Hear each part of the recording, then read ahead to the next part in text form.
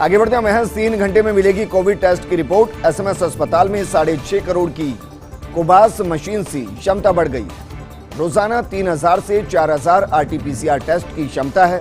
हर आधे घंटे में 94 सैंपल्स तक फीड लिए जा सकते हैं। मशीन में एक्सट्रैक्शन से एम्प्लीफिकेशन, डिटेक्शन तक की सुविधाएं हैं। एकीकृत रूप से काम करती है ये ऑटोमेटेड कोबास मशीन, जबकि कई राज्यों में लग रहा 1 से 2 दिन तक का समय। मशीन से करीब 2000 से ज्यादा टेस्ट हर दिन हो रहे हैं और इससे अब राहत इसलिए भी कह सकते हैं कि अगर तीसरी लहर की आशंका होती है और ज्यादा सैंपल की रिपोर्ट जल्द से जल्द चाहिए तो फिर ये मशीन बेहतर तरीके से काम करती हुई नजर आएगी, क्योंकि अब इसके काम करने की वजह से सिर्फ 3 घंटे के अंदर आपको कोविड टेस्ट की रिपोर्ट मिल जाएगी। यानी कि अगर किसी शख्स को ये लग रहा है कि वो कोरोना पॉजिटिव हो गया है तो वो अपना सैंपल देगा, 3 घंटे में रिपोर्ट आ जाएगी। उसे एक तो उससे चेन के आगे बढ़ने की आशंका कम होगी। अक्सर हम देखते हैं 1.5 से 2 दिन लग जाता है, तब तक वो संक्रमित व्यक्ति कई लोगों को संक्रमित कर चुका होता है, उससे राहत मिलेगी। एसएमएस अस्पताल में 6.5 करोड़ की कोबास मशीन से क्षमता बढ़ गई है। रोजाना 3000 से 4000 आरटीपीसीआर टेस्ट की क्षमता है।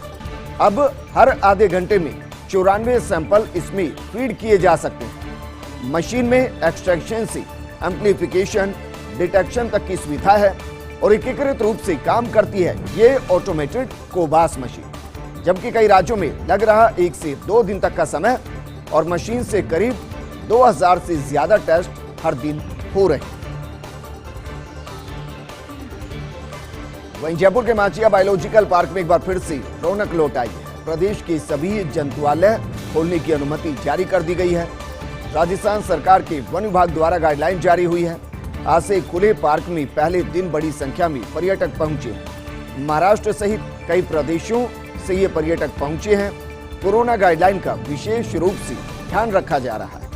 पर्यटकों की एंट्री करने के साथ तापमान की जांच भी की जा रही है।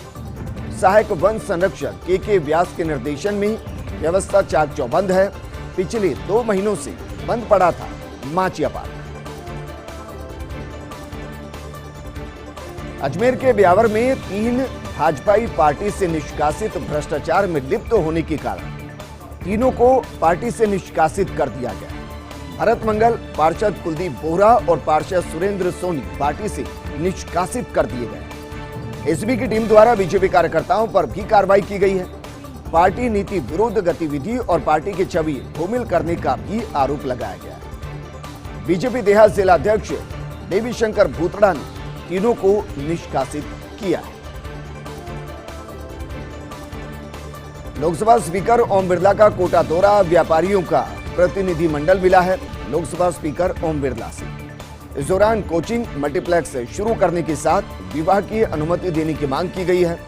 कोरोना काल के बिजली बिलों में राहत दिलाने की बिरला से गुहार लगाई गई। व्यापार में आ रही व्यावहारिक समस्याओं से भी अवगत करवाया गया है। जीएमए अध्यक्ष राकेश जैन की अगुवाई में प्रतिनिधिमंडल मिला और इस दौरान मुख्य मांगों को रखा गया कि एक बार फिर से विवाह की अनुमति दी जाए। आपको याद होगा कि पूरे जून में पाबंदी लगी हुई है।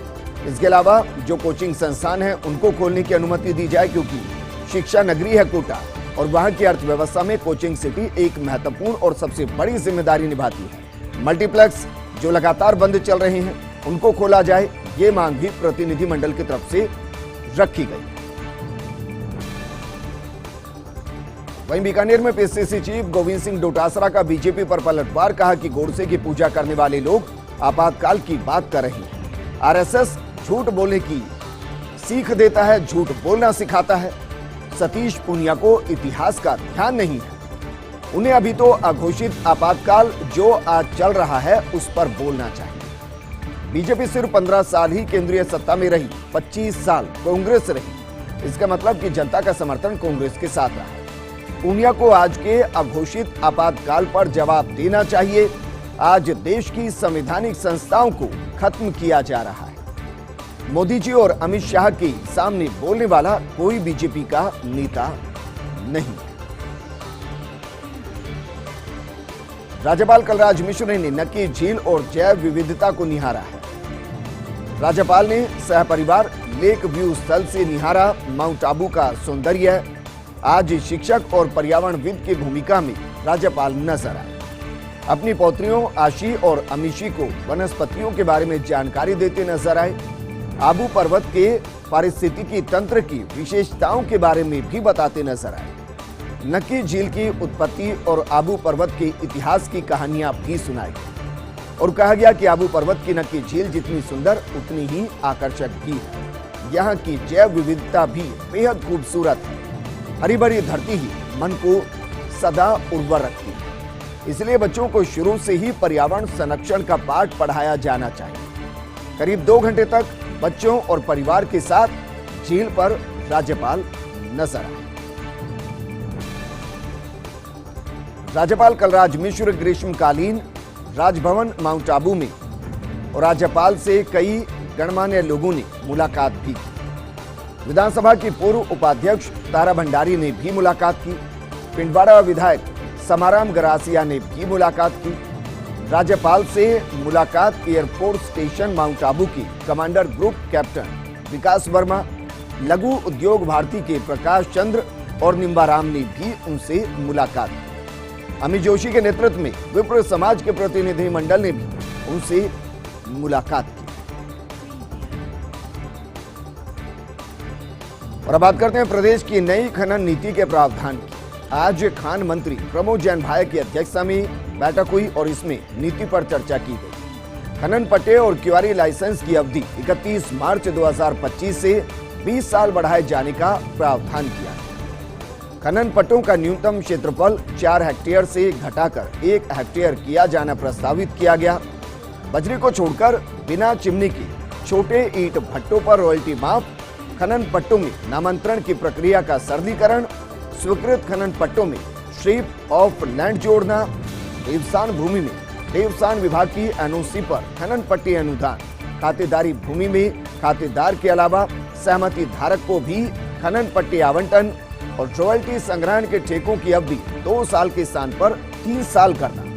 खनन प्लॉट आवंटन के लिए नीलामी पद्धति के अलावा SC/ST तकनीकी योग्यता प्राप्त व्यक्तियों को लॉटरी से आवंटन, खातेदारी भूमि में अधिकतम 4 हेक्टेयर साइज के क्षेत्र आवंटन की सीमा समाप्त करना, बजरी खनन पट्टों का हस्तांतरण अनुमत करना, खनन पट्टों के हस्तांतरण में लॉक इन पीरियड वर्तमान में 1 साल को समाप्त करना, अवैध खनन के प्रकरणों में कंपाउंडिंग फीस बढ़ाना जैसे प्रावधान इसमें हो सकते हैं।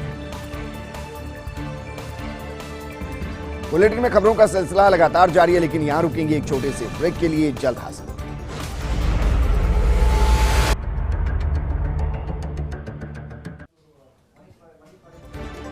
ब्रेक के बाद आपका स्वागत है। गहलोत कैबिनेट मंत्रिपरिषद की बैठक जारी है। सीएमआर में मुख्यमंत्री गहलोत की अध्यक्षता में बैठक हो रही है। अनलॉक 3 वैक्सीनेशन अभियान, कोरोना के डेल्टा वेरिएंट प्लस की खतरों पर मंथन हो रहा है। मुख्यमंत्री गहलोत सभी मंत्रियों और विशेषज्ञ चिकित्सकों से सुझाव ले रहे हैं। धार्मिक स्थल, सिनेमा घर खोले जाने को लेकर भी सुझाव लिए जा रहे हैं। इससे पहले कैबिनेट की बैठक में कई प्रस्तावों पर मोहर लगी है। महाविद्यालय की परीक्षाओं को लेकर आज सरकार फैसला ले सकती है और हो सकता है कि गाइडलाइंस को लेकर भी कुछ बदलाव नजर आए।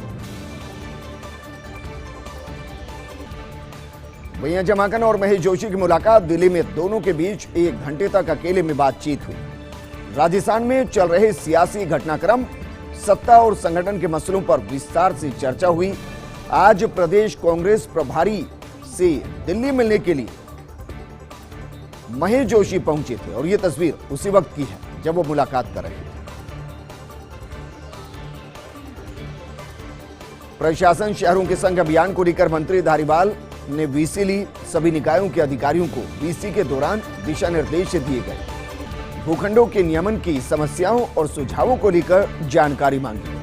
कहा गया कि अभियान में वो सभी काम होंगे जो पिछले अभियान में भी किए गए थे। पिछले अभियान में खामियों को इस तरीके से दूर किया जाएगा।